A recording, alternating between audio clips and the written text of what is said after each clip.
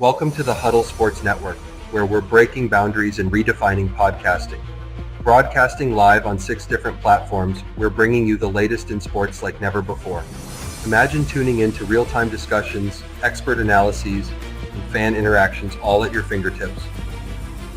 Each platform offers a unique experience, whether you're on YouTube, Facebook, or Twitch. We're not just sharing stories, we're creating a community of passionate sports enthusiasts. Join us as we dive deep into the evolution of podcasting, where every episode is a chance to engage, debate, and celebrate the world of sports. This is where your voice matters and the game never stops. Welcome to the Huddle Sports Network, where we're breaking boundaries and redefining podcasting. Broadcasting live on 6 different platforms, we're bringing you the latest in sports like never before, where sports passion meets podcasting brilliance. I'm Mike, the Bear fan, and alongside Bill, the Packer fan, and our buddy Ken Catalone, we're bringing you an incredible lineup of 38 diverse podcasters. Each one brings their unique flavor to the table, covering everything from game analysis to behind-the-scenes stories. Imagine diving deep into the minds of experts who live and breathe football, sharing insights that you won't find anywhere else.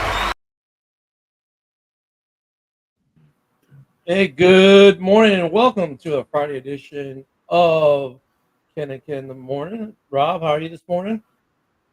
Good. I'm better than fans are. I was going to say, at least you're better than one All of right, us. man, I'm going to take the shot and get it out of the way.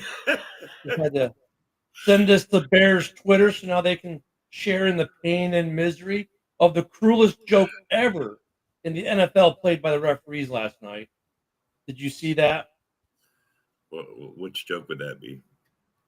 So Gordon recovers the fumble, runs it in, right? And just kind of like everyone's like, okay, well, this isn't going to count, whatever. Maybe it wasn't a fumble, whatever. But Gordon smartly plays the whistle, right? Runs it in, kind of like throws peace signs up and hand gestures with the fans, having a little fun with it. And then they call it a touchdown. And the place goes like, we just won the Super Bowl. I mean, just completely insanely nuts. And then they say, okay, he was down by contact and take the touchdown away. Like the cruelest freaking joke ever. It was kind of hilarious. Good morning, True Nation. Good morning, Mike.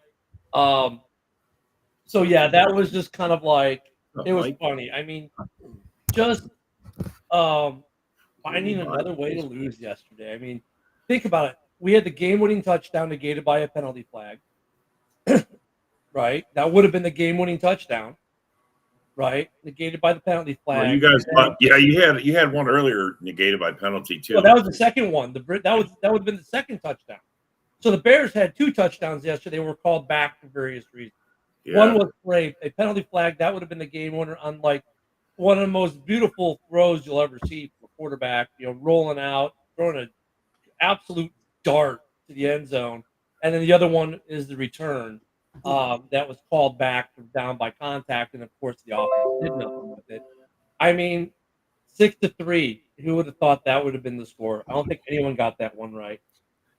Yeah, but you guys still didn't even put your first points on the board till 3 minutes. Really, under 3 points minutes on the board. They only put 6 points on the board. So I mean, it wasn't like there were many points going around. I understand, bro. I'm just saying. I think we learned last night that the Seattle Seahawks suck. And the Bears right now are a freaking dumpster fire. So actually, they showed something in general. No, but Ken, you didn't learn that yesterday because here's why. The week prior, that same team in Seattle took Minnesota to the wire. The number 2 seed, and they've taken a lot of. I mean, it's just another one of those things where look at the Bears found another way to lose a game. They could have, should have, probably, should have won. I mean, simple as that. The defense last night, limiting them, even with our bad run defense that everyone says we have, which there is some, we are not the best on the run this year, right? Still limited that offense with those offensive weapons and receivers to 3 to 6 points, to 2 field goals, right? I mean, the defense is still, and actually the defense at big moments, 3rd and short, able to shut down the run more times than not. Right. So, I mean, it's not that the Bears are a complete dumpster fire. personnel wise. Good morning, Yoli. It's that Good the morning, Yoli. coaching is just really proves even more so how this team keeps the game close despite horrendous coaching. So I wouldn't say they're a dumpster fire in terms of everything. I'd say their coaching is a dumpster fire. And last night proved, like, look, this is why I don't this is why I don't care, Mike, right now. This is why I mean, seriously, I mean, I'll look after the show. You know, tell me about it now. This is why I don't listen to fans and all their emotional pleas, because according to some fans, like Mike and others, they wanted Thomas Brown to be the head coach. He's proving to you week in and week out why he shouldn't be the head coach. Yeah, not many interims even make it to be a full-time head coach, And and why would especially since this guy's the interim. Yeah. And I understand Mike's passion and why he wants something better, but bro, you might as well just burn it all down and start over fresh. I mean, No. that's where you guys are at, but that's where you're at. The only, I mean, No, probably the only guy who coaching survives all this Coaching-wise, not is playing. Warren. Coaching wise, if you mean coaching wise, I agree with you. Yes. Okay. Yeah, Okay. now your player personnel, your players are fine. Your players will come together when you have leadership. Right now, you guys are leaderless, man. Honestly, that's what it looks like. You're just. I understand. Here's the thing, too. Everyone wants to be a 2020 warrior, right? Oh, I would have done everything better because now I know everything that's transpired. I mean, last year the call of fire. I'll give Mike some credit here because he started mentioning last year about maybe we should get rid of Flus. But look at the argument for keeping Flus was pretty valid. Look how much that defense improved. Look how much the team had improved. Look at all the extra stuff they were starting to put on this team. So, I mean, and even in hindsight, when we go back to last summer, it wasn't like everyone in the national media or the podcast media was saying, "Oh yeah, Eberflus has to go. He can't be the coach." Right? That wasn't even being said. It was out there. Yeah, I was gonna say I heard it floated around, but it wasn't like shouted from the rooftops. Right. So yeah, they were saying sell the team. They were chanting that. Yeah, like that's going to make a difference. No, it doesn't. It never does. But no, you know what it does, Rob? You get the honeymoon phase when they sell the team, right? Oh, we love the new ownership, and then within 3 to 5 years, you're chanting the same exact thing. Bro, they still play the clips of Buffalo Bill fans standing there in front of the camera when they got Josh Allen, and they all like, "Oh my God, we suck again." Yeah. I mean, they're also saying, and now look, he's on the verge of winning MVP, taking him to the Super Bowl. Where are those fans at now? I mean, look, that just proves fans don't know shit. You guys just got to get. I mean, look, man, you guys got to get a hold of your football, your mind. You get a hold of it, rein it in, do something. Oh, and there's Rob Haspels, whose team is so shitty. I love this about Rob, though. He proves to you why the Vikings will never win anything. Here they are, a 13-win team, right? And he's jealous of the Bears' rookie quarterback. Is that Eric? Is True Nation? Is that Eric? Who is that? It's somebody that says they can't get into Facebook. It might be. I can't see the picture. I can't see the picture either. It's too far. Yeah, it's too small. I'm blind. I'm old, man. But it's funny because, like, I go, Rob, last night Rob got on X with me with this. I'm like, Rob, let's look at Darnold. Darnold's so awesome. Like, really, let's compare rookie season. It's not even close. Then he makes some stupid argument. Here's what you look like when you compare rookie seasons. Well, dude, that's all you've got for Caleb is a rookie season that's not even complete yet.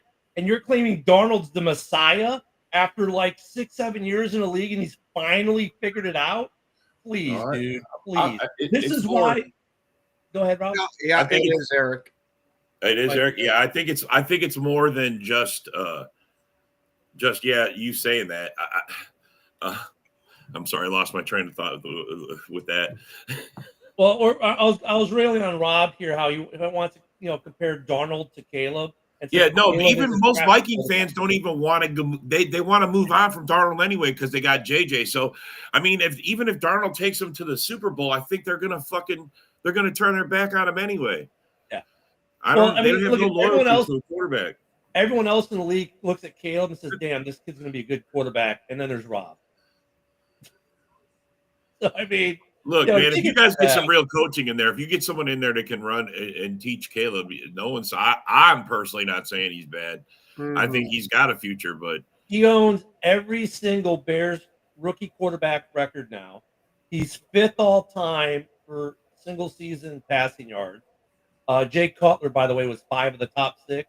Now he's only 4 of the top 6. Yeah, I mean, they got J.J. McCarthy and Daniel Jones, like they should be screaming. well, I'm just saying they got all these quarterbacks. That's they think that they could just get rid of Darnold and then they have Daniels. They could do the same thing with Daniels if they got to wait another year on JJ. Yeah, so I mean, look at the Bears. Bears have talent. They still need depth. This was never the finished product. We knew it wasn't the finished product coming in. We knew that this was not going to be that window start year, right? This was a develop year, develop Caleb year, develop your rookies year. We knew that coming in. Some fans forgot that memo and thought this was Super Bowl or bust year. Look, I get the offensive line arguments too, right? I do get that. I get the offensive line. I get the offensive line argument in hindsight. I think everyone does. You can't predict what injuries are going to happen to guys like Nate Davis, who thank God we got rid of, or the other guy we signed and barely even played it down. Right? You can't predict the injuries that are going to happen to guys, and also it's what's in the marketplace. People act. I swear, dude. I love watching this now from a different perspective. And I wonder, geez, was I ever in that same mindset some of these people are? They think you can just go out and get an entirely new NFL elite offensive line like that. Like you can just go out and get it. Like, yeah, you didn't go out and get the best line in the NFL. If that was the case, you guys don't already have a line because you guys have needed one for a while. No, you can. You just have to go into the backyard and get them where you're growing them in the back. Go to the backyard. I mean, with it being Chicago coming for an offensive line, I might give you guys the dwarf ones, but I mean, in last year under Getsy's crappy offense, that offensive line was ranked in the top 2 on rushing, and their problem was they were ranked 27th in pass protect. So they weren't a terrible offensive line. They were what was their overall ranking last year? Like, didn't we say they were like? I remember they're like 15 or 16, somewhere around there. So they weren't like. I thought they were somewhere around 20, just because of how bad the passing offense. Yeah, they was. were. So, it was almost like night and day between the pass versus the run. And then this year, you bring in the Shane Waldron offense, and the bottom falls out on that offense, the same offensive line for the most part. You upgraded the center position, you upgraded right guard supposedly, and you still saw much worse numbers. So it's not like the line has been the worst line in the league for 3 years, and they failed to try to bring people in to fix it. They brought people in, some worked out, some didn't. That's just how it works in the NFL. But you get these guys who just think that, like, oh, we can just go out and we'll draft a whole new offensive line and it'll be fixed. Like, dude, Zach Tom took 3 years to become the everyday starter in Green Bay. It takes time to develop these guys. Oh, but the Texans, last year, the Texans made a turn real quick. They also had guys who've been there forever. Oh, by the way, they scored a big whole whopping 2 points on Christmas. Hey. You guys scored 1 point more than them, so be quiet. Hey, no. But Rob, they couldn't even muster an offensive score. Their defense. No, I know their defense had to score. Yeah. I get it, bro. Yeah. Look. So does that mean we can finally stop hearing the nonsense that C.J. Stroud is a better quarterback than Jordan Love? Yeah, let's just stop. Yeah, I think. For this their season, whole team. Yeah, I'm not trying to say C.J.'s terrible. I'm just saying that remember all the pieces in between the two. But remember all the pieces they put into their team this offseason. Remember that too. All the new pieces, and they look like crap. I thought they were going to be an absolute juggernaut this year. But fans don't think of that because we get tunnel vision on just our team. We don't look at this other team who's a playoff team who made a ton of big moves, spent a ton of big money, and got absolutely zero for it, and actually regret. I'm telling you, that's Texans right there. I mean, they have regressed. They have not gone forward. They did not take the next step, and they added pieces. You know what I'm saying? They Broski literally, Bear, to be fair, I will say this for Ken. He has said the O-line's he been is, trash for most of the fucking And, Bro. and Broski, I don't think it's necessarily the personnel as much as the scheme and the coaching, to be honest. Like, these are good players. They're not like, I think that's the other problem too, is we assign scheme, right? Their assignments and what they're told to do compared to like how good of a player they actually are. Because these same guys last year were the number 2 rush line in the league. So they're not trash, the individuals themselves. Like Darnell Wright's a good right tackle, right? Braxton Jones is a good left tackle by all indicators in the NFL. And if they were to be released, NFL teams would be lining up to take them. They would all get a job within the day, right? I mean, so I think some of that comes to coaching and scheme as well, and what they're told to do, just how the play is designed. So, I agree with you, Broski. I've said it all year. The O line just isn't doing its job, and it's not to say that all the players are different. Our center is actually pretty decent overall, better than most in the league, actually. But it's easy for us to be negative about everything. That's the other thing I love about Bear fans. We're the most negative fan base in the world. I mean, the sky is absolutely falling. Everything. To be fair, for those Bear fans, it's almost a repeated kick in the nuts every season. I get it. And then when you finally get hope of, oh, we got something to build off of for next year, here comes the next kick in the nuts. I think Bears fans in general were shooting up that hopium a little too much. Hopium? You know what I'm saying? Dude, this team was so overhyped by the media after the draft and free agency. Right? What was that stat? I heard the Bears have one successful season in the last 12. I mean, bro, that's not good. Not good. Now, but to say that, though, we say all that, but this team is, look at this team is finding new and interesting ways to lose every week. They've probably lost more one-score games than any team in the league this year. Right?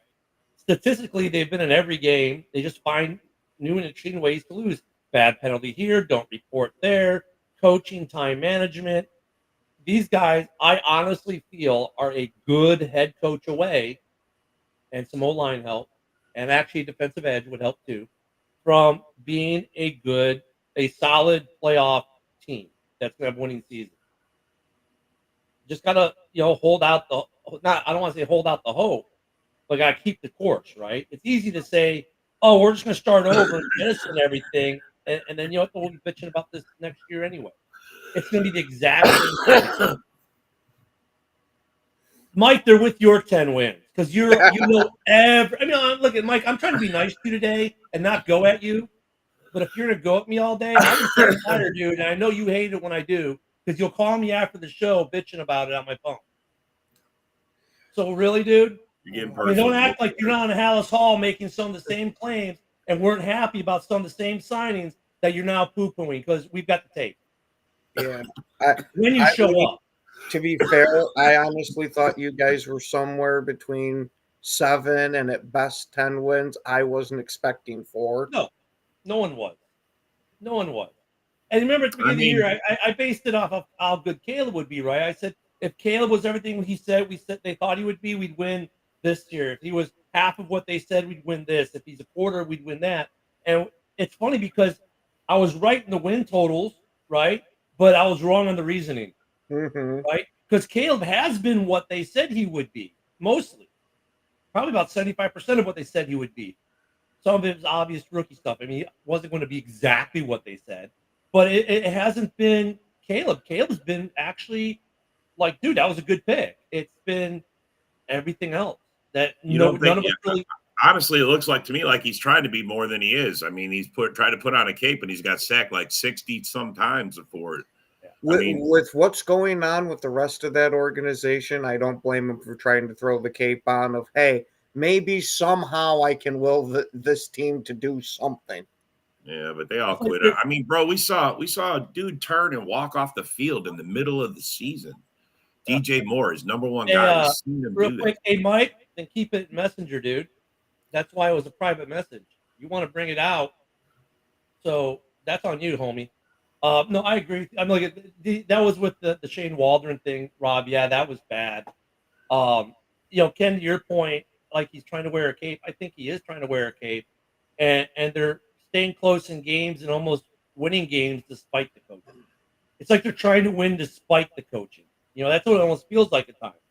I mean, and Caleb, look at Caleb showed some frustration last night, which like for fans who've been around longer than than 1990, the big complaint they had about Jay Cutler, for those who are old enough to form rational thoughts back then, was that Jay Cutler wasn't emotional enough, right? Here we see Caleb yesterday yelling at Rome like, why'd you settle? Why didn't you move across the middle, right, on that one pass play that they didn't complete, where Rome was wide open and was missed. And he was missed because Caleb thought he was gonna, like he was gonna continue the route. Rome thought he was set, oh, this is a good place to settle. The two of them still aren't, they're not linked in. They're getting there, but they're not there yet. So we're still seeing some of those growing pains too, between not just yeah, I was gonna say that one kind of surprised me, because with all the buddy stuff they had in the off season and training camp and all that, I really assumed by this time in the year, Rome would have been your number one. Actually, I think or at least pushing DJ more. Actually, I think by yardage, he's pretty close. Like all three of them are pretty close, but like Keenan Allen the last couple weeks just kind of took off. Well, since Brown took over calling plays, he's kind of been more the focal point. All of them have been getting good ball distribution. The one guy who doesn't get the ball enough, and this is the one that the thing I think is inexcusable for anyone calling the offense in Chicago, is where the fuck is Cole Kmet? Yep. And I know that they're probably using him in blocking, more as a blocking tight end right now. But dude, okay, yeah, thinking about it that way with how bad your offensive line is, yeah, you need to put somebody in there to keep Caleb upright for 3 seconds. But dude, I'm like, when they throw to Kmet, they're successful. And I don't know, maybe it's out of necessity because of the old line that they're not using Kmet as a weapon. But like every time they've gone to Kmet, they've been successful. But did he even get a target last night? I don't even think he got a target last night. Not one target last night, I don't think. I mean, again, with the wide receivers you got, you probably don't need, you should have one of those three guys to throw to almost every time. But like, why aren't you using Cole Kmet and stressing out that defense even further? Well, and there still seems to be like an issue with them and their. I don't know if it's Caleb or the route running or guys running wrong routes. They're going different directions. I mean, there was even some of that going on out there.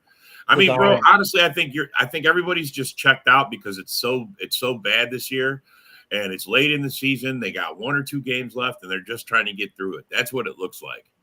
I thought Rome would be a little bit better than maybe what we saw some of last night. I thought I've seen some people call him the Dunze a bust. I mean, I don't know how you say he's a bust. No, he's not a bust. He's made some because then you come back in the very same game, like after that one play, and you come back to that 4th and long when he's down the 25-yard lines and tracks all the way back 15 yards to make a great connection with him and Caleb, make that great connection to convert at the end of the game. So I mean, like, he's a mixed bag. Like, he's made some really phenomenal catches. And he's made some really great offensive plays as a receiver.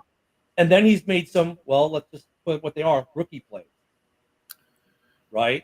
So some of it's on the quarterback. Some of it's bad throwing on the quarterback. Some of it's I mean, there's people it's not all look, I'm not blaming it all on Caleb, but he's got some of the blame. Because, bro, honestly, rookie quarterbacks can lift their team sometimes. I mean, there's a whole bunch of rookie quarterbacks in there this year. And last year, I mean, Stroud was a rookie quarterback that lifted his team up. Lifted them pretty well overall.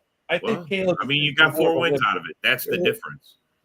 Well, that could be potentially the difference between having 4 wins and 1 or no wins. Yeah. I mean, or you could have 8 wins. I mean, you got there's a bunch of games you guys still won. He has a pretty good. The run game was non-existent yesterday. It really was. And play action. What's that? Do we use that in Chicago much? Well, you got to have a run game if you want Yeah. play action to work, bro. If no one respects that you can run, they're not going to believe your play action. And the thing is, Rob looks like Packer Claus. He's been Packer Claus for about a week or so now. Packer Claus. The thing with the run game with the Bears has been very inconsistent because, like, they've had some games where they've gotten it going, and they have some games like last night they really didn't commit. And when they do commit, my problem with our running game is this: they use the wrong running back at the wrong time. You've got two running backs with two different styles, right? Why are you taking your edge guy, the guy that you need to get around the edge, and running him through the gut, the guy you need to run through the gut and trying to make him go around the edge? You're like, not wrong. Roschon is your bruiser. Now, since the concussion, even last night, he didn't look the same. He hasn't looked the same since the concussion. I mean, yeah, besides the fact he's wearing the big dome of obedience Divi cover. But I mean, like, it just seems like he's not running as hard through the middle as he was earlier in the year. And then, well, you get your brains turned into scrambled eggs. Yeah, well, I like that they do that. Too. That's part of that concussion thing. If you get under concussion protocol, everybody that comes off of there is wearing one of those. I think he's still a little shell shocked from having it, and he's not hitting at full speed. It kind of showed a little bit because he didn't run as hard as what you would normally see. And honestly, I would not be shocked if it's not that he's given up, but it's more that I'm not going to give extra effort and abuse my body more for a team that we're no way we're going anywhere this year. Yeah. I mean, we just don't, like, we still bust off some nice runs. Our running game still can be effective. Swift, that's my biggest thing about that, Mike. And I agree with Mike. Mike makes a good point on Swift. Like, not this game, last game on Sunday, right? It was like a third and short, and Swift runs right into the pile when if he would have just juked to the right, he had all day. Like, sometimes with Swift, I feel like he cuts into traffic and not out of traffic. And I don't know if he thinks that maybe the blocks are going to make, move the hole for him or something. But, because that's I could understand that. Like, he cuts in the middle because maybe the design is that he cuts into the middle and that the line parts the Red Sea, so to speak, but the Red Sea never parts. Like, if that's the design and he's following design, okay, on one hand, I kind of get that. On the other hand, it's like, dude, by this point of the season, if you haven't figured out they're not going to part the Red Sea for you like they're supposed to, bounce it to the outside and take the risk, right? So with Swift, I feel like there's some risk aversion there with that. Like, dude, I agree with Mike there. Sometimes he doesn't see the hole and he doesn't hit it. And then other times he hits it and dude, I'm sorry. Swift trying to hurdle 3 guys last night at one time, that was almost comical. Had he done it, though, the place would have been on fire. Hey, that's just like with us when we saw Tucker Kraft going around hurdling guys. And then as you see, he don't do that, anymore. That helmet to the nuts, I think, kind of made him realize I should probably keep my feet on the ground now. So, yeah. I mean, for the Bears, like, the fix isn't hard, right? They've got good pieces. The fix isn't, well, I say it's not hard, but it's the NFL. Everything is hard. The fix is this. You've got to get the right coach. It sounds easy. We all make it sound easy, and especially with the plethora of good head coaches that are out there right now, right? There's a lot of guys out there that we would say are good head coaches from them to choose from. That head coach has to bring in the right coordinators. So that has to go right. Then in free agency in the draft, the Bears need at least, we'll say, let me go with the draft. With the draft, they need to get at least 2 ready-to-go serviceable O-linemen and an edge rusher in the draft in the first 2 rounds. In free agency, they've got to try to bolster those trenches even more on the D line and the O line, and that gets tricky because Bears fans like to throw the kid. I keep forgetting the damn kid's name from Atlanta, the center. Oh, we have to go get him. We have to go get him. We need to get him, or it's a failure.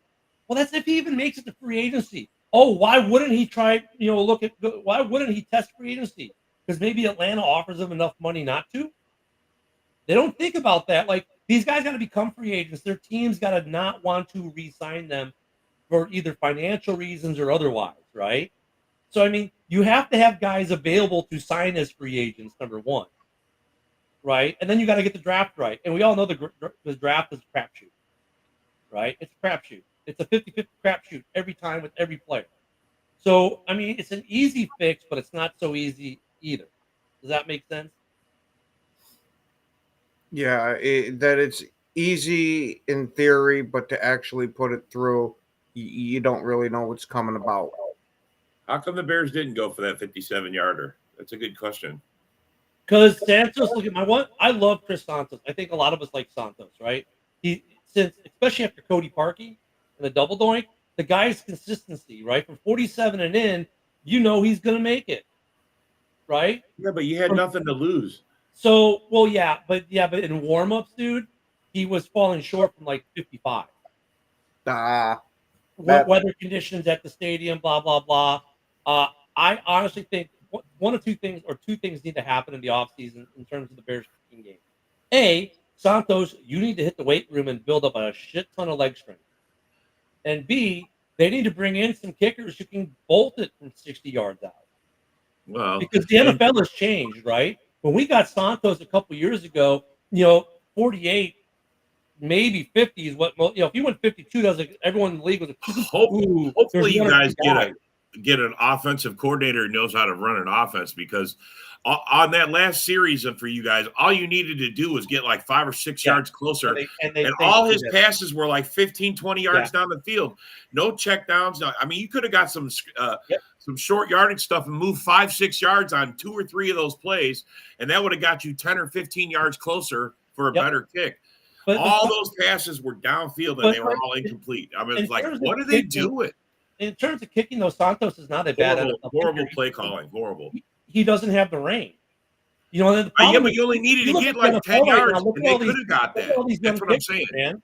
Look at Dallas. Look at all these places where they're bringing in these young kickers who are kicking them from 55, 57, 60. Someone tried a 67-yarder the other day, and he fell like 3 yards short. Sure. I mean, we would never do that in Chicago with Santos. So the Bears and not just the Bears, but a lot of teams in the league are be looking for these kickers now. Because look at the perfect example, Rob, I can give you is week 2 against the Texans. You know why the Texans beat the Bears in week 2? They had a field goal kicker who made 3 field goals from 55 plus yards. Yeah. That was 9 points. That was 9 points on the board. That was possession, not just punted away. That was positivity. The Bears can't do that. Packer fans all about shitty kickers, man. Yeah. Until we had got McManus. Until McManus came along, he was sucking ass for the last. So the Bears need to do what a lot of teams, I think, in the NFL are going to be doing this year, because this is a copycat league.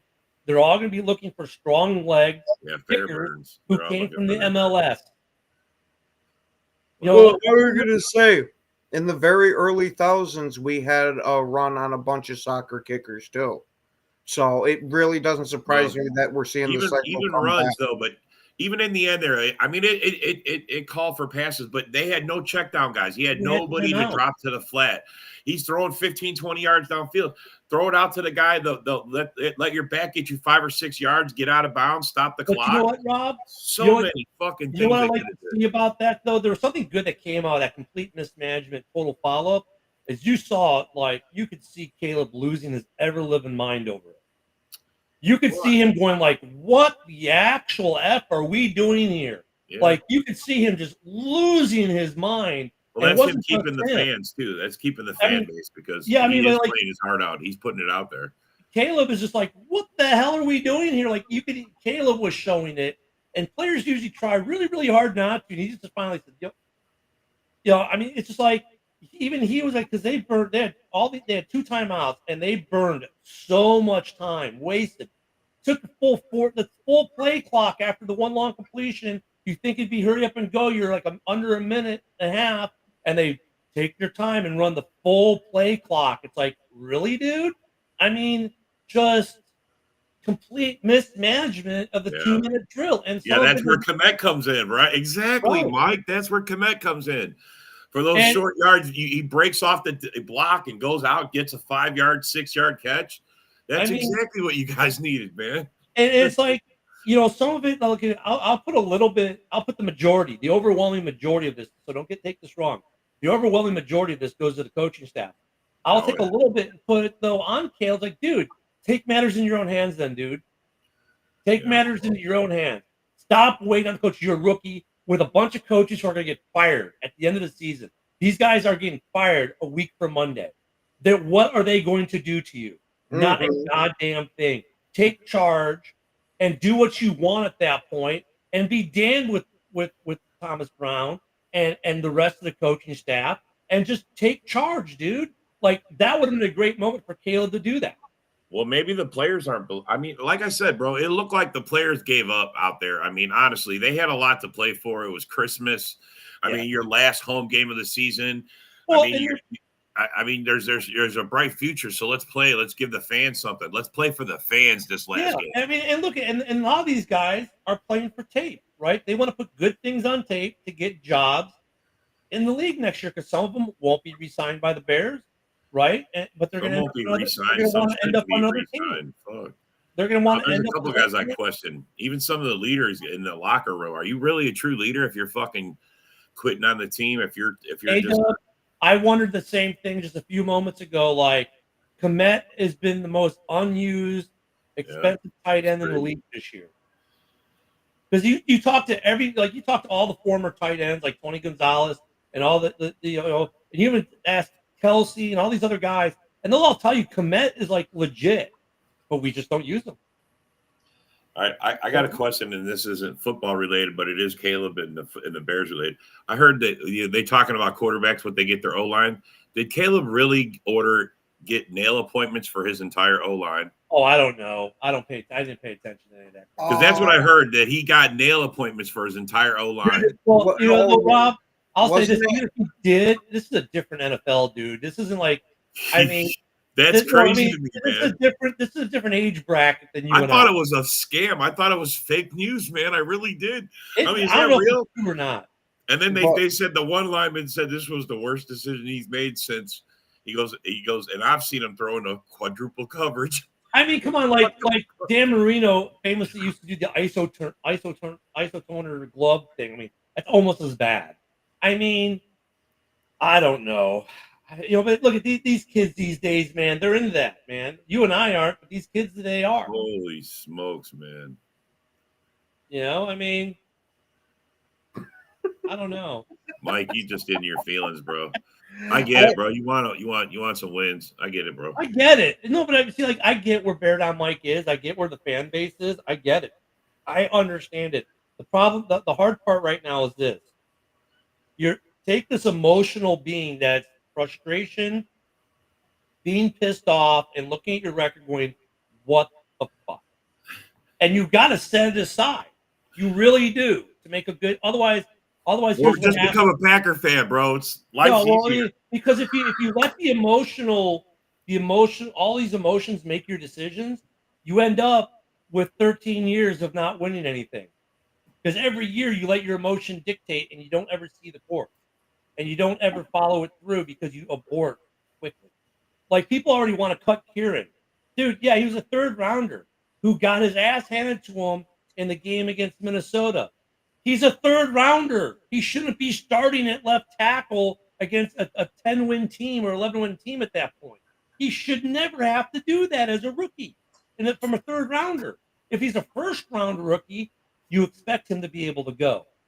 As a third rounder, he takes at least 2 or 3 years to fully develop into a fully functioning everyday lineman in the NFL. But fans act like everyone we draft from round 1 to round 7 should be starter ready and be an all-pro at their position. You're damn right, man. You're damn right. Every one of them should be. I know. And if they're not, you need to take the guy's puppy from him and lock him in a cage until he gets it done. Take it from him. And you know what the other thing is? And look, we all do this. I do it. You guys do it. It's easy for us to cherry pick bad plays and point, say, see. But then here's what we don't do. We don't look at the other 50 plays where they do something really, really good. We just look at the one play. It's like the guy in the Army who every day is on time for formation for a year and a half. The guy's on time every time, Johnny on the spot. One morning he's late for PT formation. Now he's a POS. That's what happened. He's like, he drafted a guy from Yale in the 3rd round. What was he thinking? I mean, look, at this point, they make lawyers at Yale. What the fuck? Here's my thing. Let me go to Bourne before we get to Curum. Bourne, I don't think we should re-sign him because his rookie deal is up. Or his deal is up. However, he should never see the field again. Bourne might get re-signed if they can't get enough pieces, and here's why. Bourne is good for you for a series or two. He's adequate. He's just not good for full games or back-to-back full games. He started the last 2 games. Last week, he wasn't bad. This week, he was terrible. I mean, yeah, you can all point to, look at this one play. Got it. But the other 30 or 40 plays, he's okay. Bourne is a decent depth piece who you can count on to give you a series or two to give your starter a breather, right? So if there's nothing else out there that can do the same thing, Bourne will get re-signed in Chicago, right? But if you can replace him, you replace him. And even if Bourne gets released, another team like the Raiders, like Jacksonville, like pick a team, will still draft him as a depth piece that they're going to use rotationally. Because he's not, once again, he's not horrendously bad. You just can't count on that guy for multiple game starts. Why keep him then? Fuck that. Find me a guy. I was gonna say because unless you got somebody that you believe in a whole lot more, you got to fill out the bottom of the roster somehow. Yeah, I get it, but I mean, you got next season, you got off season now to find. Yeah. No, I get it, Rob. But I'm saying like the problem is your amount of good linemen is finite, right? So you still need depth. And he's like, if you want to talk about depth pieces out there, he's going to get picked up somewhere, if not Chicago, as a depth piece. Because he's like I said, if you really watch him, he's good for like a series or two. Like you can pour him in for a series or two and not even know he was there. Because he'll come in, play the series or two, and walk off, and you won't even know he was there. But when you play him for games, then he gets exploited, and then you know he's there. Does that make sense? So I mean, he's good for teams in that purpose, but he's not an everyday guy. Broski, he's just rolling. Fucking Sarah, the Bears and Seahawks committed crimes against humanity last night. Yeah, look at though. You know what though? The defenses did their jobs, man. And look at some of the coverages that both defenses ran were just good. It wasn't where offenses made mistakes sometimes as much as defenses making good plays. I think it's another thing we tend to forget offensively. It's like sometimes the defense just makes good plays and they call the right play against your offense. No, and vice versa. See, Ken, it wasn't that. It was just both teams really wanted to showcase their punters this game. That's it. And they did. And both the first sack the Bears got good punts, but the first sack the Bears got last night was done by the O-line or the running back stepping on Geno's foot, making him fall. I was like, look, there's a gift. But the Bears were pretty good in cover. You know what's funny though too is like I love Bears Twitter. It's like, oh, this defense is trash, and then they'll come up with like a big stop. Oh, this guys are awesome. It's like, coaching. The defense has played good. If you take we know exactly how that goes as Packer fans, especially with a man by the name of Kevin Kane. He would make you curse every freaking ancestor this guy ever had that led to him being born. And then he'd make you praise him of, holy shit, this guy's really good. You know, he's finally going to turn that corner and be, oh, God, there he goes again. Like Tyreek Stevenson yesterday, right?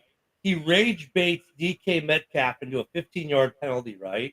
Bears fans then are going off on, oh, my God, DK's going to go off now. Stevenson is trash, blah, blah, blah. Dude, Stevenson kind of shut him down last night. I mean, Stevenson had a good game last night, but Bears fans won't say that. Oh, he's trash. He needs to go, blah, blah. I mean, he's a young kid. This is his second year, right? I mean, he's still progressing. He's playing better. I mean, it was great. He rage-baited DK Metcalf into a 15-yard penalty. Dude. Eric, I'll definitely give you that. Really? That's a hell of a hot take.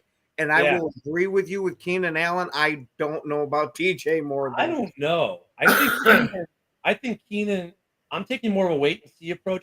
I would like Keenan to come back. We definitely have the money for him to come back and still do all the other things we want to do. I think Keenan waits to see who the head coach is before he commits. because he's already said publicly, and I get it, publicly versus what may happen is always different. But he said he wants to run it back in Chicago or go back to the Chargers. I don't know how much of an option the Chargers are going to be with their cap, right? So I think Keenan waits for the. If let's say we get a John Gruden, Keenan's back, hands down. If we get depending on the coach, Keenan comes back. I think the Bears want Keenan to come back. I think Caleb wants Keenan to go back, and that's probably the biggest one of all. I mean, I don't care what the fans want. If Caleb wants Keenan back, I think they try to make that happen. Yeah, draft them country boys who go cow tipping for fun. Yeah, isn't that most offensive linemen? No, not apparently in Chicago. Yeah, I guess.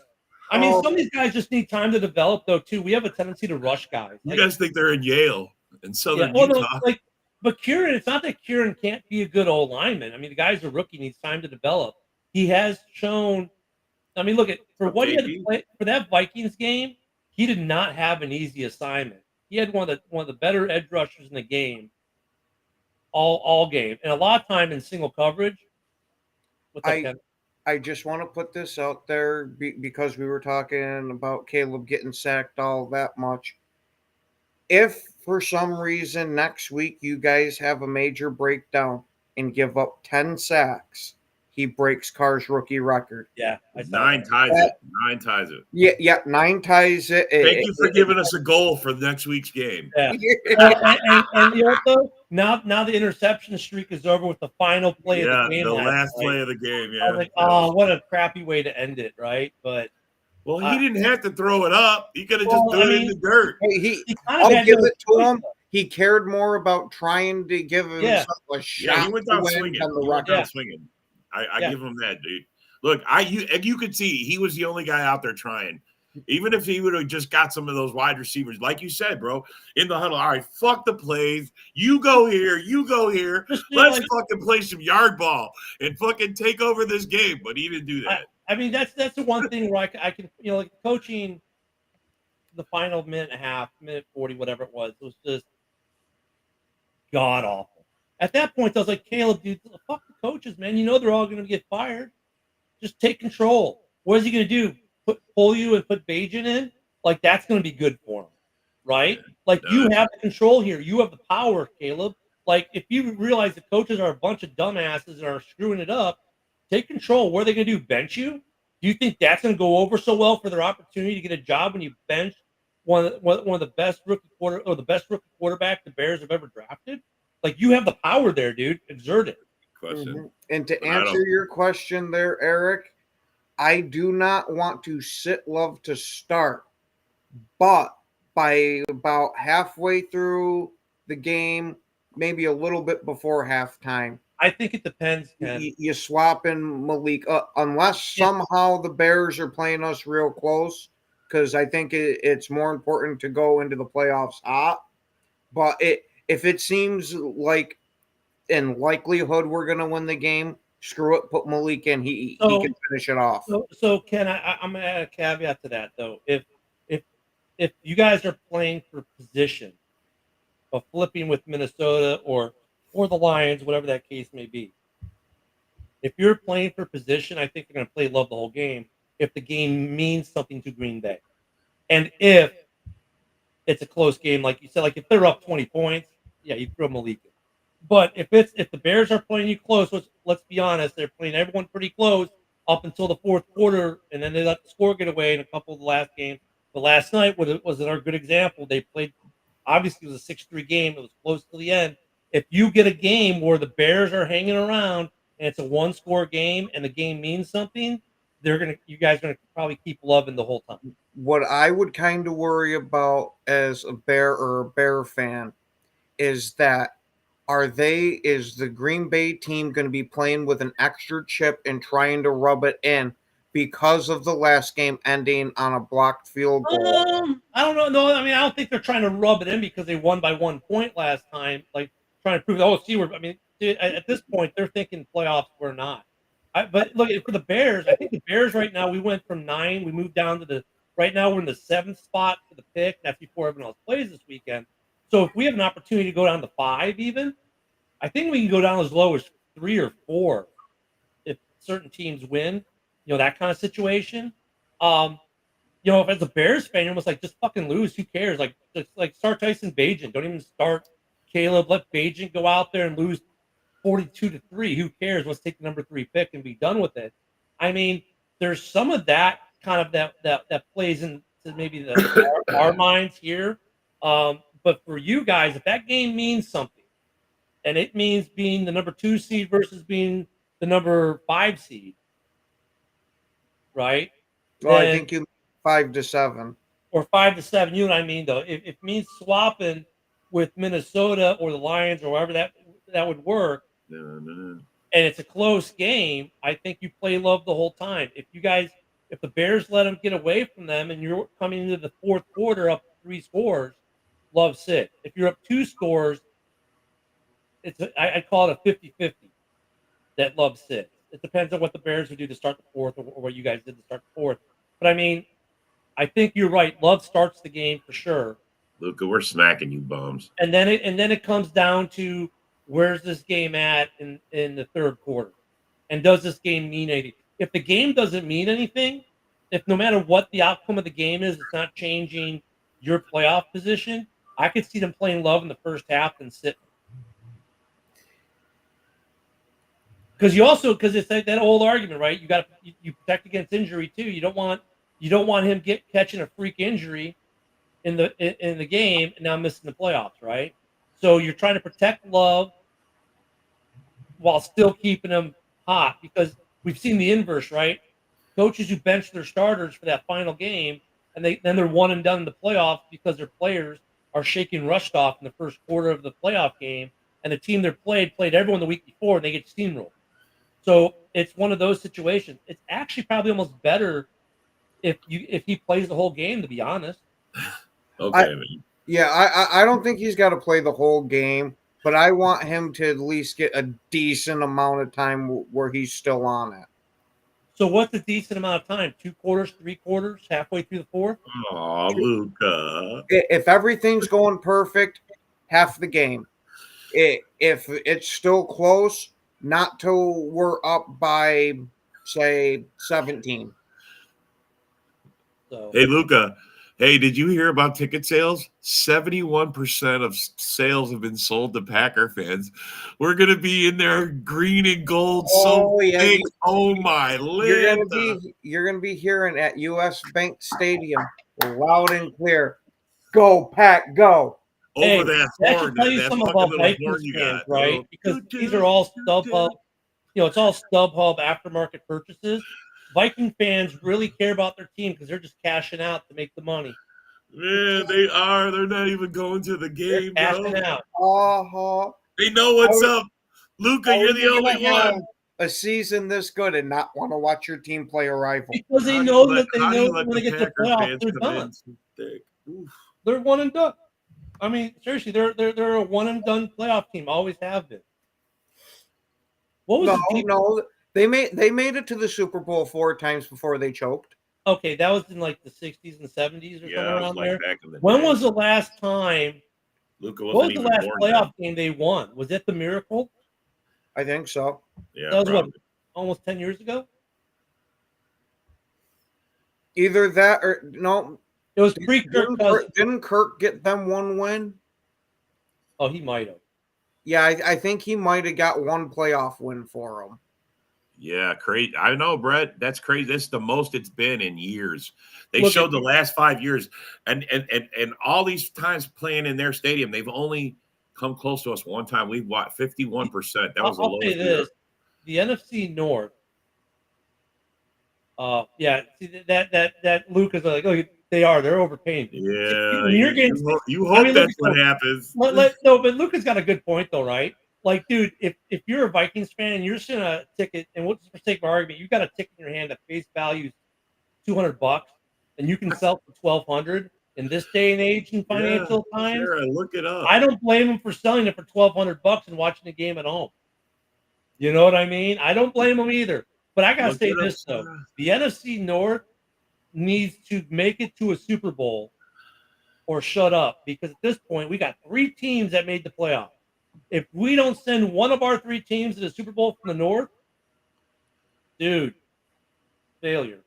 No, that's it. That's when we all head over to the NFL offices and demand to see the inside of Goodell's office. All right, where the fuck's the script? We had 3 teams in there, not one of them could do it. All right, come on, cough it bro. up. No one's saying we're not going to have someone there because the chances are the NFC North or the NFC representative is coming out of the North. Mm-hmm. So I mean, the chances are super high. We're like 3 out of the 7 teams. Yeah, that's what I'm saying. Me?